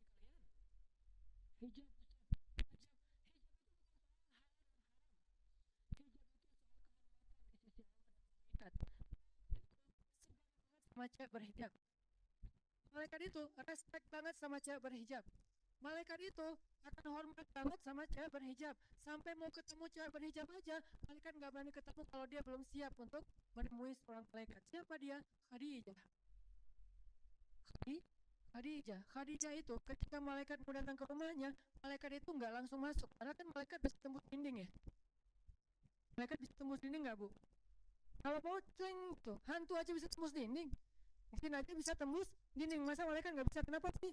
Kayak ribet banget sih mau masuk rumah Khadijah, kayak ngetuk pintu dulu, terus permisi dulu. Karena Jibril itu respect banget sama Khadijah. Kenapa? Karena Khadijah tidak pernah membuka auratnya kecuali hanya untuk orang yang boleh melihat auratnya. Terhormat. Sampai-sampai nanti unsur lainnya, saking dihargai oleh Allah ketika kita menutup aurat masa hidup, Allah yang akan menjaga aurat kita ketika kita wafat. Jaga Allah, Allah jaga kamu. Apa contohnya? Tsunami di kampung saya di Aceh dulu. Alhamdulillah, sejak saya pergi ke Mesir, Allah kasih hidayah, ibu saya udah nggak pernah lagi membuka hijabnya. Kalau keluar rumah, kalau dulu kan hijab itu cenderung kayak pakaian resmi ya, acara resmi baru berhijab. Kalau ke warung doang ya standar lah ya, nggak sampai vulgar sih, cuman tapi rambutnya kelihatan karena dianggap cuma ke warung tetangga kan gitu ya. Tapi alhamdulillah akhirnya paham, oh itu bukan masalah ke warung atau ke tempat yang resmi, tapi menutup aurat. Alhamdulillah sejak saya ke Mesir, ibu saya udah menutup aurat dengan lebih baik. Dan ketika meninggal dalam musibah tsunami itu kan kayak blender. Teman saya alhamdulillah dia selamat, dia cerita, dia bilang, dia manggil saya gitu, Anang, dulu waktu tsunami itu gua naik ke lantai 2 rumah gua, dia rumahnya 2 lantai, naik ke lantai 2 karena dekat laut itu kelelep juga walaupun lantai, karena airnya itu lebih tinggi dari pohon kelapa kalau yang dekat laut. Aris Bilal, saya manggilnya Aris, panggilan keluarga. Bilal itu kan korban tsunami, dia ke blender dalam tsunami. Dia ininya kan punggung dia itu kan sempat kebelah, terus kakinya sempat sobek besar, kepalanya juga pernah ininya ada beberapa bekas kebelah gitu. Karena dia ke blender dalam tsunami, dia saksi hidup lah dalam musibah tsunami. Dia megang ibu saya, megang kakak saya, mereka bertiga kayak pegangan gitu menghadap ombak tsunami yang katanya lebih tinggi dari pohon kelapa. Itu hitam tapi meletup-letup gitu, pecah gitu, hancur semua yang ada di depannya. Karena udah gak bisa lari, akhirnya mereka ke blender bertiga. Dalam blenderan itu kata Bilal, dia sadar, lepas tangan ibu, lepas tangan kakak, terus Bilal terdampar nyangkut di atas atap rumah orang tapi udah sobek-sobek, terus dia pingsan gitu. Pas dia sadar ibu udah meninggal di pekarangan rumah, blender tapi selamat, ketahuan ininya, jenazahnya di pekarangan rumah sama kakak saya. Yang bikin saya berbaik sangka dan jadi kayak hiburan buat saya, udah ke blender hijabnya nggak lepas. Sedangkan teman saya, dia cerita, namanya Habibi, dia cerita, Hanan, dulu gue juga ikut ke blender pas tsunami, gue pakai jeans, pakai baju kaos gue hilang, jeans gue hilang. Kebayang nggak pakai celana jeans yang ketat, pas dia di blender, sadarnya di atas atap rumah orang, itu udah hilang pakaiannya. Malah pakai celana jeans loh, bukan hijab, bukan jilbab yang longgar ya. Jeans kan ketat, susah banget kan dibuka kan, sampai kalau darurat kan susah banget tuh dibuka tuh. Itu padahal ngebuka pakai tangan kita aja susah, buka kancingnya dulu itu susah, apalagi di blender. Harusnya kan, apalagi di air harusnya kan nggak kebuka, tapi saking parahnya tuh blenderannya, Habibi ini selamat, udah nggak pakai jeans, udah nggak pakai kaos. Untungnya mungkin Allah masih menjaga aurat dia, masih pakai pakaian dalam, tapi jeans sama kaosnya udah hilang. Ibu saya, dan ada beberapa kejadian perempuan muslimah, aktivis dakwah, yang mereka ke blender juga, ditemukan di depan rumah, ditemukan di jalan, tertelungkup, tapi hijabnya sempurna. Padahal ke blender. Itu hadis, jagalah Allah, Allah jaga kamu. Jaga Allah ketika kamu hidup, Allah jaga kamu ketika kamu wafat. Kalau di dunia aja digituin sama Allah, gimana di akhirat? Gak mungkin dia akan dibuka aibnya oleh Allah, Allah akan jaga. Allah akan bikin dia terhormat nanti di akhirat. Walaupun nanti di padang mahsyar ada adegan gak pakai apa-apa yang bikin Aisyah malu banget dengan hadisnya kan ya. Kata Aisyah, aduh malu banget sih hadisnya, cerita itu. Kata Nabi, Aisyah, waktu itu orang gak akan peduli tentang aurat, karena orang sibuk dengan likul limri'in yauma idzin sya'nun yughni. Tapi setelah itu Allah langsung tutup aurat cewek-cewek yang berhijab. Ini namanya basyiran, bukan yang tidak berhijab 1 jengkal itu nanti neraka segala macam. Itu yang kesekian. Nomor satunya Bahaslah unsur motivasinya, gairahnya, kebaikannya, kehormatannya. Itulah yang dibahas dalam Al-Quran. Itulah yang dibahas dalam hadis, termasuk bab ini. Ternyata pakai tato itu boleh dengan syarat yang saya sebutkan tadi. Hina, khusus cewek, dan diniatkan buat suami, bukan buat orang lain. Malah tato ini tato berpahala lagi. Terus Bakrah bintu Utbah nanya lagi, bagaimana dengan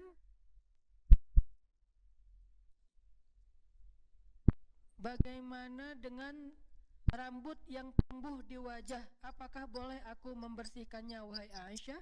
Maksud rambut di sini bukan alis ya, karena kalau alis itu bukan rambut, namanya alis. Rambut yang tumbuh di wajah cewek itu kadang kumis, kan ada kadang-kadang beberapa perempuan yang hormon tertentu dia kayak ada kumisnya atau ada kayak ya, sedikit rambut di sini, jambang lah kalau laki-laki gitu kan. Bolehkah aku membersihkannya supaya cantik? Karena itu natural kan, bukan sesuatu yang apa gitu, dan bukan penyakit juga. Apa kata Aisyah? Jika engkau punya suami, nih, kalau belum punya suami maka tidak ada kepentingan. Jika engkau punya suami dan membuatmu lebih cantik, maka lakukanlah. Sampai gitu-gitu amat Aisyah mengajarkan tentang dandan kepada sahabiat, kepada perempuan-perempuan soleh di zamannya. Lalu ada seorang sahabiat, cewek Ansor, datang ke rumah Aisyah. Pas sampai di rumah Aisyah dia buka kerudung, karena sesama cewek kan. Dia buka kerudung, rambutnya tidak rapi. Apa kata Aisyah? Wahai perempuan, rapikanlah rambutmu untuk menyenangkan suamimu. Rapikanlah rambutmu untuk menyenangkan suamimu. Berarti krimbat itu ibadah. Kalau niatnya buat suami, kalau nggak bisa krimbat di tempat yang profesional, minimal kita pakai sampo, kita bersih-bersih, kita menjaga keharuman dari rambut kita. Apalagi perempuan yang berhijab mungkin ada sedikit challenge. Saya nggak mengatakan beban, tapi challenge, karena kita kan senang dengan challenge ya. Sekarang challenge macam-macam gitu, sampai ada Ustadz challenge. Tapi nggak apa-apa lah Ustadz challenge daripada delay challenge kan. Munculnya bebarengan lagi, ada delay, ada Ustadz. Mudah-mudahan jadi kayak alternatif juga. Itu challenge lah buat cewek yang berhijab, mungkin karena sering ketutup, dia harus lebih sering keramas, dia harus lebih sering rambutnya, dia harus lebih rambutnya lebih ekstra dibandingkan yang nggak berhijab. Dan ekstranya ini, challenge-nya ini adalah bagian dari ibadah seorang muslimah, bukan beban. Wah, nggak simpel banget sih hidup, repot banget. Justru repotnya itu adalah ibadah tambahan, kayak ibadah sunnah. Kalau nggak repot, nggak ada tambahan ibadah. Karena al-jaza ala qadril masyaqqah, balasan tergantung jenis repotnya. Makin repot, makin besar pahala, tergantung jenis kesulitan dalam beramal soleh. Jadi ibu-ibu yang dirahmati Allah SWT, ini satu lagi hadis. Suatu ketika perempuan-perempuan Ansor berkumpul di rumah Aisyah radhiyallahu anha. Lalu Aisyah menasihati mereka. Ini nasihat Aisyah untuk perempuan Ansor, berarti untuk kita juga. Wahai para istri, bertakwalah kepada Rabb kalian, taatilah suami kalian, sempurnakanlah wudhu kalian, dirikanlah sholat kalian, tunaikanlah zakat kalian, penuhilah keinginan suami kalian dalam hal yang suka ataupun yang tidak kalian suka. Hadis diriwayatkan oleh An-Nasa'i. 1. Wahai para istri, bertakwalah kepada Rabb kalian, taat kepada Allah. Itu nomor 1, nggak pernah terganti. 2. Taatilah suami kalian.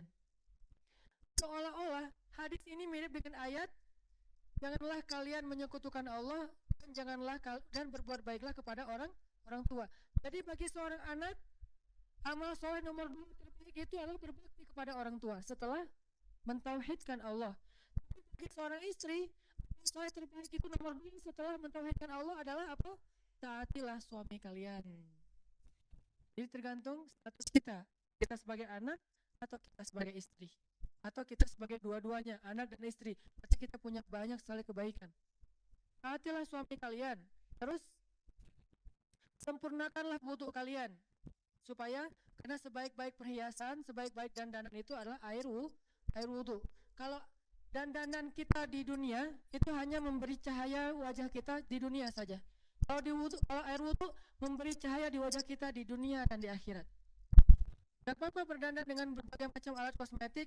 Kita bisa punya misalnya beauty case segala macam, yang sampai beauty case-nya bukan case lagi, beauty baggage ya, udah satu bagasi gitu beauty-nya, ya nggak masalah juga. Terus sempurnakanlah wudhu kalian, dirikanlah sholat kalian, karena Aisyah ini ahli ibadah.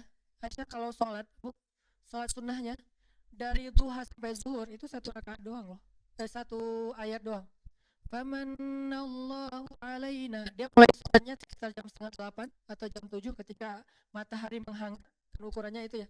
Jam 7 mulai sholat duha, selesainya jam berapa? Jam 11. 8, 9, 10, 11. 4 jam. Ayatnya apa? Famanallahu alaina wa waqana azabas samum. Nangis. Ulang lagi. Famanallahu alaina wa waqana azabas samum. Ruku, sujud, berdiri. Famanallahu alaina. Entah berapa rakaat, ayatnya itu aja, surat At-Tur. Ayat yang dibaca Aisyah dari pagi, artinya duha, sampai menjelang zuhur, sholat. Makanya Aisyah kalau ngomong segitu itu bukan cuma narasi, udah nggak malin sendiri. Bab taat suaminya, bab menyenangkan suaminya, bab ibadahnya, bab tauhidnya, bab zakatnya. Tunaikanlah zakat kalian, dan yang terakhir, penuhilah keinginan suami kalian dalam hal yang kalian suka atau yang kalian tidak suka. Dengan syarat tidak menyelisihi syariat pastinya, karena tidak la ta'atal makhluk fi maksiatil khaliq. Tidak boleh taat kepada makhluk dalam hal bermaksiat kepada khaliq. Sebetulnya ada banyak lagi hadis-hadis tentang keren banget tentang Aisyah. Ini semua yang saya sampaikan tentang Aisyah. Dulunya saya terlalu suka untuk menyampaikan riwayatnya kepada pendengar, karena emang saya sedang menyampaikan dalam bentuk storytelling. Tapi sebetulnya ada banyak riwayat tentang itu, termasuk berat badan Aisyah itu bukan masalah saya kalau yang udah lebih berarti nggak saya, bukan. Itu adalah sebuah motivasi. Karena itu juga relatif kan, ada yang beratnya 60 itu ideal, ada yang 55. Angka 55 itu dalam bahasa orang Arab bukan angka persis. Orang Arab tuh kalau dibilang 1000 bukan dihitung 1000-nya. Kayak Al-Quran khairun min alfisyah, lebih daripada 1000 bulan. Jangan dihitung 1000 bulan, artinya 82 tahun sekian bulan, bukan. Itu kaidah bahasa Arab, dan kita melihatnya dari angle bahasa aslinya. Bahasa Arab kalau bilang 1000 artinya banyak. Kalau bilang 55 artinya ideal. Ideal itu relatif, tergantung tinggi badan. Ada 55 ideal karena tingginya sekian, ada 55 itu kurang dari ideal karena tingginya sekian. Ada yang 60 baru ideal. Jadi 55 bukan angka yang timbang, oh cuma 6, aduh nggak soleh, nggak gitu sih. Ini harus diperjelas, mudah-mudahan tidak jadi fitnah. Maksudnya menjaga tubuh itu bagian dari jamal, bagian dari sabrata, walaupun itu bukan satu-satunya ciri cewek soleha. Kan ada 3 tadi. Cuman kalau bisa semampu kita, apa salahnya? Dan itu bukan hanya soal berat badan, termasuk lifestyle, termasuk healthy healthy breakfast kayak gitu-gitu. Kita makan apa ketika sarapan? Aisyah makan apa ketika sarapan? Mama, kita sarapan misalnya lontong teri misalnya, oh ya gimana ya ya gitu deh. Jadi bukan masalah hanya ukuran badannya, tapi juga termasuk masalah pola makan, pola hidup. Oke, satu lagi sedikit lagi aja biar kita dapat lebih banyak hadis tentang gimana Aisyah menyenangkan hati Nabi SAW dalam banyak adegan, termasuk seru-seruan. Aisyah itu kan anaknya asik gitu kan, makanya saya bilang gaul. Kalau buat saya tuh, istri saya kalau bilang istri usaha nanti gaul, saya malah bangga. Kenapa? Saya melihat gaul itu positif. Bilang gaul itu negatif, berarti kita karena gaul itu gak selalu negatif. Bukankah hadis Nabi riwayat atau disahihkan oleh Imam Al-Albani juga? Apa kata Nabi? Al-mu'min alladzi yukhalitun nas wa yasbir ala adahum khairun au a'zamu ajran minal mu'min alladzi la yukhalitun nas wa la yasbir ala adahum. Cuman saya enggak menyampaikan sama ini. Mukmin yang bergaul, yukhalit itu artinya bergaul. Mukmin yang bergaul dengan manusia lalu bersabar atas gangguan mereka, kekurangan mereka, maka itu lebih baik dan lebih besar pahalanya pada mukmin yang tidak bergaul dengan manusia dan tidak bersabar atas gangguan atau kekurangan mereka. Hadis Turmuzi, Ibnu Majah, disahihkan oleh Al-Albani. Nanti gaul nggak selalu negatif, bahkan terkadang positif. Aisyah gaul banget. Dia punya geng, dia punya teman, dia punya banyak murid, dia punya perempuan Ansor yang semuanya senang bergaul dengan Aisyah. Tapi gaulnya Aisyah bukan keluyuran keluar rumah tanpa mahram, bukan. Gaulnya Aisyah dengan perempuan. Gaul nggak harus selalu keluar rumah kan, di dalam rumah juga bisa gaul, ke rumah tetangga juga bisa gaul, ke rumah temannya juga bisa gaul. Kalau sekarang mungkin sosmed gitu, punya geng sendiri di dalam grup WA, itu kan gaul. Nah ini ada hadis, karena gaulnya Aisyah, dia tuh anaknya asik gitu sama Nabi. Asik banget, seru banget, nggak ada, yang namanya juga garam ya, kayak renyah, gurih, nyaman gitu. Nabi suatu hari pulang melihat Aisyah lagi bermain dengan teman-temannya. Dengan teman-temannya. Teman-teman di sini artinya gengnya Aisyah. Lalu Nabi SAW bertanya, wahai Aisyah lagi ngapain? Kami sedang bernyanyi ya Rasulullah. Maka Nabi pun duduk mendengarkan mereka bernyanyi. Lalu datang Abu Bakar. Abu Bakar marah, ya Aisyah, kok kamu pakai seruling-seruling setan di rumah Nabi? Kata Nabi, wahai Abu Bakar, biarkan mereka bersenang-senang. Hari ini adalah hari rayanya kabilah Fulan bin Fulan. Tuh, kedua, Nabi lagi pulang ya. Ini lucu nih. Nabi lagi pulang ke rumah, tiba-tiba Nabi ngelihat balik yang kesingkap angin, Aisyah lagi main di kamarnya. Main apa? Main boneka-bonekaan. Hadis ini terjadi ketika Aisyah baru menikah dengan Nabi, dan waktu itu usia Aisyah masih anak-anak, usia 12 tahun lah ya. Bukan ketika Aisyah sudah ABG, karena ada adegan anak-anak, adegan ABG, adegan dewasa. Bahas Aisyah sesuai dengan zamannya. Nah, Aisyah lagi kayak main boneka-bonekaan gitu, terus di tengah-tengah boneka itu ada patung kuda yang terbuat dari kayu, dan kudanya ada sayapnya. Terus pas Nabi datang, Nabi langsung duduk di sebelah Aisyah. Nabi nanya gini, Aisyah ini apa? Kata Nabi. Nabi kayak pas datang lihat Aisyah lagi kayak main-main gitu, lagi ngatur-ngatur kayak kalau sekarang tuh Barbie, terus kayak Ana siapa gitu-gitu kan ya.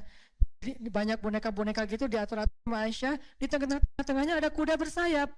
Nabi langsung duduk sebelah Aisyah. Nabi nanya, Aisyah ini apa? Oh ini boneka-boneka aku, kata Aisyah. Terus kalau ini apa? Oh ini kuda. Nabi bilang, memang kuda ada sayapnya. Apa jawaban Aisyah?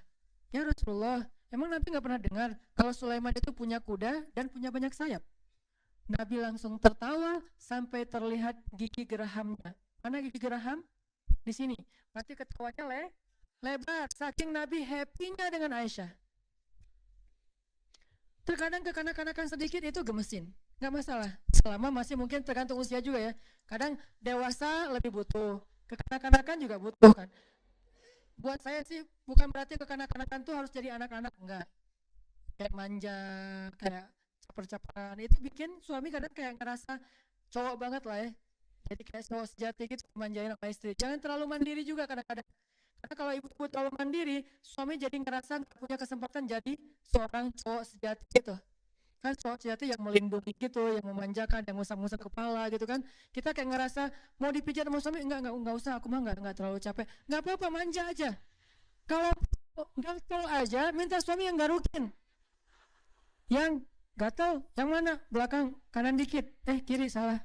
Kiri lagi. Ya. Itu tuh manja gitu tuh keren banget loh. Aisyah tuh kayak gitu sama Nabi. Manja-manjaan, suami lagi itikaf terus kayak disisir sama Aisyah tuh kan manja-manjaan ya.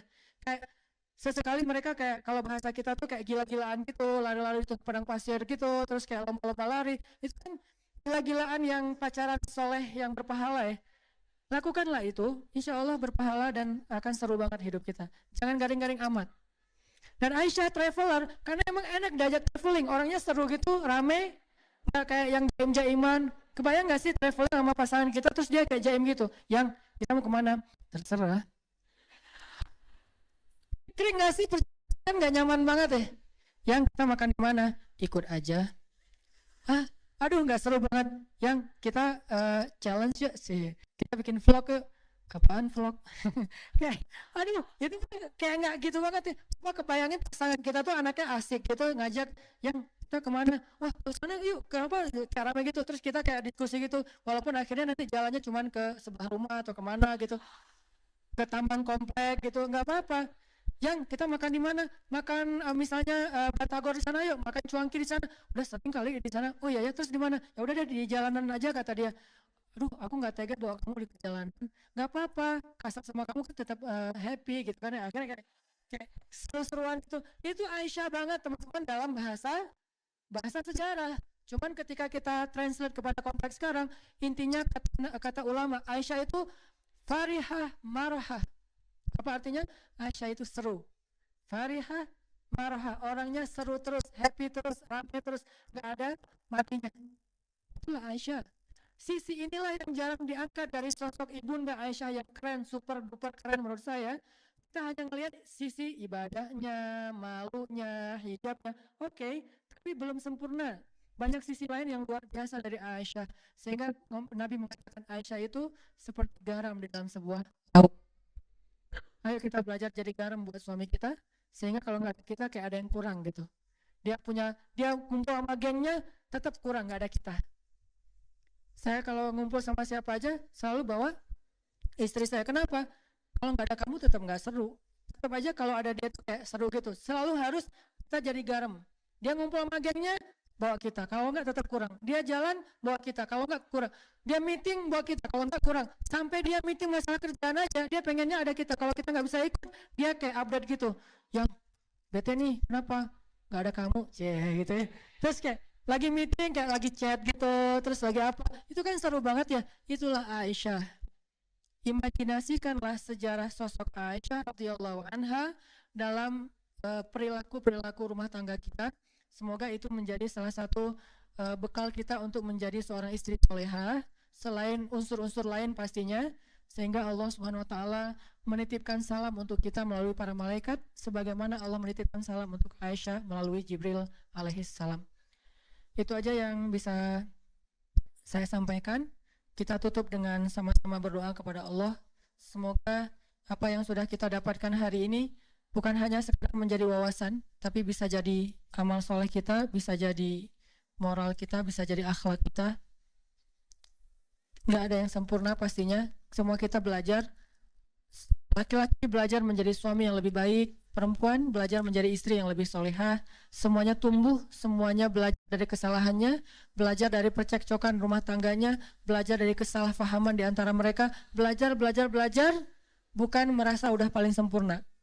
Justru kita belajar karena kita merasa banyak kurangnya, lalu kita memperbaiki diri. Insya Allah dengan kayak gitu rumah tangga kita akan Allah menjadi rumah tangga yang dicemburui oleh para malaikat, sebagaimana malaikat cemburu kepada rumah tangga Ibrahim, rumah tangganya Imran alaihi radhiyallahu an.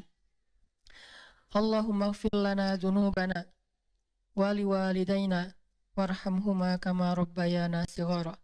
Allahumma a'inna ala dzikrika wa syukrika wa husni ibadatik. Rabbana atina min ladunka rahmah wa hayyi' lana min amrina rasyada. Waj'al lana min kulli dhiqin makhraja wa min kulli hammin faraja wa min kulli usri yusra. Rabbana hab lana min azwajina wa dhurriyyatina qurrata a'yun waj'alna lil muttaqina imama. Ya Allah, ampunkanlah dosa-dosa kami ya Allah. Dosa kami sebagai anak untuk ayah dan bunda kami ya Allah. Dosa kami sebagai seorang istri untuk suami kami ya Allah. Dosa kami sebagai seorang kakak untuk adik kami ya Allah. Dosa kami sebagai seorang ibu untuk anak-anak kami ya Allah. Dosa kami sebagai murid untuk guru-guru kami ya Allah. Dosa kami sebagai seorang perempuan untuk masyarakat kami ya Allah. Ampunkanlah dosa-dosa kami yang kadang kami tidak sadar melakukannya, tetapi dosa-dosa itu telah menutup hati kami sehingga membuat kami sulit khusyuk di dalam sholat, membuat kami sering gampang tersinggung ketika dinasehati, membuat kami enggan memperbaiki diri, membuat kami jauh dari orang-orang yang solih. Ampunkanlah dosa-dosa kami ya Allah. Jangan Engkau marah kepada kami karena dosa-dosa kami tidak mengerti ya Allah. kesalahan kami. Ilahana, ajarkanlah kami menjadi seorang qurrata ayun, penyejuk mata bagi pasangan kami. Karena salah satu di antara doa orang yang beriman, Rabbana hablana min azwajina wa dzurriyyatina qurrata ayun. Ya Allah, ya Rabbana, jadikanlah pasangan kami atau istri kami, anak-anak kami, penyejuk mata bagi kami, dan jadikanlah kami sebagai imam dalam ketakwaan. Maka ya Allah, kami sebagai para istri meminta kepada Engkau, bimbinglah kami, ajarkanlah kami bagaimana menjadi qurrata ayun bagi suami kami, menyenangkan pandangan suami kami, sehingga itu bisa membuat dia mudah menundukkan pandangannya di luar rumah kami, membuat dia merasa betah di dalam rumahnya, membuat dia mendapatkan pahala dari memandang kami, membuat dosa-dosa kami berguguran karena dipandang lama oleh suami kami, membuat kami menjadi istri yang solehah yang Engkau ridhoi, menjadikan itu semuanya jihad dalam rumah tangga kami. Ya Allah, ajarkan kami tentang hal ini. Ajarkan kami bagaimana berperilaku baik kepada suami kami, tersenyum di wajah suami kami, karena kami sadar tersenyum di wajah orang lain saja selama bukan fitnah itu adalah ibadah, apalagi tersenyum di wajah pasangan kami sendiri. Memaafkan kesalahan orang lain saja ibadah yang luar biasa, apalagi memaafkan kesalahan suami kami. Menjaga perasaan orang lain adalah ibadah, ra'fah, apalagi menjaga perasaan ra'fah kepada suami. Menunaikan hak orang lain saja ibadah, wafa, apalagi wafa kepada suami kami sendiri. Tidak ada amal solih yang menjadi kebaikan untuk orang lain, kecuali itu juga kebaikan jika kami lakukan kepada suami kami sendiri. Ya Allah, ilahana, ajarkan kami hikmah, ajarkan kami kecerdasan Bunda Aisyah radhiyallahu anha, ajarkan kami briliannya Aisyah radhiyallahu anha, ajarkan kami sifat solehahnya Aisyah radhiyallahu anha, ajarkan kami sifat pemalunya Aisyah radhiyallahu anha, ajarkan kami sisi asiknya Aisyah radhiyallahu anha. Jadikanlah kami garam untuk suami kami sebagaimana Aisyah menjadi garam untuk Rasulullah sallallahu alaihi wasallam. Rabbana atina fid dunya hasanah wa fil akhirati hasanah wa qina adzabannar. Subhanakallahumma wa bihamdika asyhadu an la ilaha illa anta astaghfiruka wa atubu ilaik. Assalamualaikum warahmatullahi wabarakatuh. Sejak Rasulullah wafat, berkali-kali Bilal minta izin kepada Abu Bakar untuk ikut jihad dan gak pulang lagi ke Madinah, pengen tinggal di tempat yang lain. Udah gak kuat lagi berada di Masjid Nabawi, karena orang yang dia cintai telah wafat. Tapi gak diizinkan oleh Abu Bakar sampai akhirnya setelah sekian lama membujuk Abu Bakar bisa diizinkan, pergilah Bilal dan akhirnya Bilal tinggal di Syam. Kalau sekarang Suriah. Di sanalah Bilal menikah. Jadi selama ini dia asik dengan cintanya kepada Rasulullah sehingga nggak sempat mikirin pernikahan. Baru berangkat ke Syam, sampai di Syam Bilal menikah di sana. Menikah di sana, hidup di sana sampai setelah beberapa tahun berada di Syam, akhirnya bergantilah pemerintahan dari masa Abu Bakar ke masa Umar bin Khattab. Setelah beberapa tahun di Syam, pada suatu malam Bilal menangis. Malam-malam dia bangun nangis, gerung-gerung gitu kayak anak kecil. Istrinya nanya, "Ya Bilal, ada apa? Ada apa? Kamu mimpi buruk?" "Enggak, justru ini mimpi baik." "Mimpi apa?" "Aku mimpi ketemu dengan Rasulullah sallallahu alaihi wasallam." Dan Rasulullah bersabda, "Siapa yang melihat aku dalam mimpi, berarti dia melihat aku dalam kenyataan." Aku bertemu dengan Rasulullah di dalam mimpi dan Rasulullah berkata, "Ya Bilal, kami rindu kepadamu. Sudah lama engkau tidak mengunjungi kami ya Bilal." Setelah bangun dari mimpi itu, Bilal semakin rindu kepada Rasul, merasa bersalah udah lama gak menjenguk Rasulullah. Akhirnya Bilal pun memutuskan untuk, kalau bahasa kita mah umroh, memutuskan untuk ziarah ke makam Rasul. Berangkat Bilal dari Syam, umroh ziarah ke makam Rasul. Melihat Bilal masuk lagi ke kota Madinah, penduduk Madinah itu berasa seperti hidup lagi di zaman Rasul. Senang gitu, dan Umar sangat senang dengan kedatangan Bilal. Sehingga selesai Bilal sholat, selesai Bilal ibadah-ibadah sunnahnya, termasuk menjenguk atau berziarah ke makam Rasul dan Abu Bakar. Kemudian Umar berkata kepada Bilal, "Ya Bilal, sudah lama kami tidak mendengar suara azan darimu. Tolong kumandangkan sekali lagi azan seperti engkau mengumandangkannya di masa Rasul. Kami rindu ingin merasakan suasana di zaman Rasul. Benar Bilal, kata para sahabat yang lain yang ada di situ. Umar, kemudian Abdurrahman, beberapa orang sahabat, ya Bilal azan, kami ingin mendengar suaramu seperti dulu kami mendengarnya di masa Rasul. Kata Bilal, saya tidak akan kuat. Kata mereka, coba dulu kamu usahakan karena kami ingin sekali mendengarnya. Saya tidak akan kuat. Cobalah wahai Bilal demi kami supaya kami bisa semangat lagi dalam beramal soleh mengikuti perjuangan Rasulullah. Akhirnya karena udah dipaksa terus, Bilal pun mengumandangkan azan. Allahu Akbar, Allahu Akbar. Kota Madinah kaget mendengar suara Bilal. Orang-orang yang ada di rumah semuanya mengatakan, apakah Rasulullah sudah bangkit kembali? Apakah Rasulullah sudah bangkit kembali? Mereka semuanya kaget dan bahagia. Seolah-olah Rasulullah sudah bangkit dari kematiannya. Seperti Isa seolah-olah diturunkan kembali setelah dia diangkat ke langit. Satu kota Madinah tuh kaget bahagia gitu. Kayak seorang ibu yang kehilangan anaknya tiba-tiba mendengar suara anaknya dari jarak dekat dan ingin dipeluk segera anaknya itu. Saking rindunya mereka kepada Rasulullah. Allahu Akbar, Allahu Akbar. Pasar yang tadinya ramai tiba-tiba sepi mendengar suara Bilal yang masih sayup-sayup. Asyhadu an la ilaha illallah. Semuanya berlari keluar dari tempat-tempat kerja mereka, dari pasarnya, dari rumahnya. Semuanya berlari ke masjid. Ingin memastikan apakah Rasulullah sudah dibangkitkan kembali. Bahagia semuanya. Apakah Rasulullah sudah dibangkitkan? Apakah Rasulullah sudah hidup lagi? Semuanya bertanya dengan pertanyaan yang sama. Asyhadu an la ilaha illallah.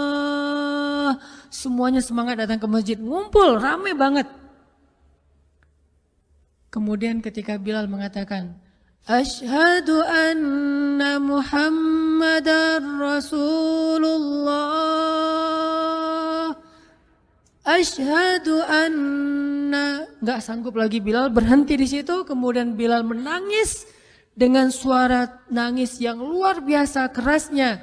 Lalu satu masjid menangis, lalu satu kota Madinah menangis. Sehingga para ulama mengatakan, tidak pernah kota Madinah menangis sedahsyat mereka menangis hari itu kecuali ketika Rasulullah wafat. Cuma 2 kali menangisnya kota Madinah paling dahsyat. 1 hari ketika Rasulullah wafat, 2 hari ketika Bilal kembali mengumandangkan azan dan mengucapkan asyhadu anna Muhammadar Rasulullah. Semuanya menangis. Semuanya merasa kehilangan Rasulullah. Semuanya merasa bahwa mereka ingin kembali di zaman ketika Rasulullah masih hidup. Lalu mereka bertanya setelah semuanya selesai menangis, ya Bilal, kenapa kamu tadi menangis? Kata Bilal, dulu biasanya kalau saya selesai mengumandangkan azan, saya akan datang ke hujrahnya Rasul. Hujrah Rasulullah itu kamarnya Rasul, rumah kecilnya Rasul. Selesai azan saya akan datang ke rumahnya Rasulullah dan memanggil, ya Rasulullah, as-salah, as-salah. Rasulullah nggak keluar sampai mendengar suara Bilal memanggil beliau secara khusus. Udah selesai azan, Bilal manggil Rasul, ya Rasulullah, as-salah, as-salah. Baru Rasulullah keluar dengan wajah berseri-seri. Sekarang bagaimana saya akan memanggil Rasulullah sedangkan Rasulullah sudah bersama kekasihnya yaitu Allah Subhanahu wa taala. Menangis lagi satu masjid, satu kota Madinah. Pokoknya hari itu adalah hari berkabung sekota Madinah. Hari menangisnya kota Madinah, saking rindunya mereka kepada Rasulullah.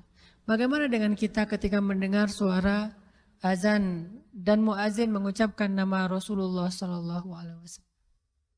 Di situ kelihatan apakah kita mencintai Rasulullah lebih dari apapun juga setelah Allah Subhanahu Wa Taala. Kalau tidak, fatarabbasu, hati-hati. Kalau tidak, fatarabbasu, tunggu aja. Na'udzubillah min dzalik. Berarti masih ada kemunafikan dalam hati kita. Bagaimana kita, apakah hati kita merasa gemetar, bergetar ketika kita mendengar suara seseorang mengatakan Muhammad Sallallahu Alaihi Wasallam. Rasulullah Sallallahu Alaihi Wasallam. Apakah hati kita bergetar seperti bergetarnya hati seorang kekasih ketika mendengar suara kekasihnya, nama kekasihnya disebutkan?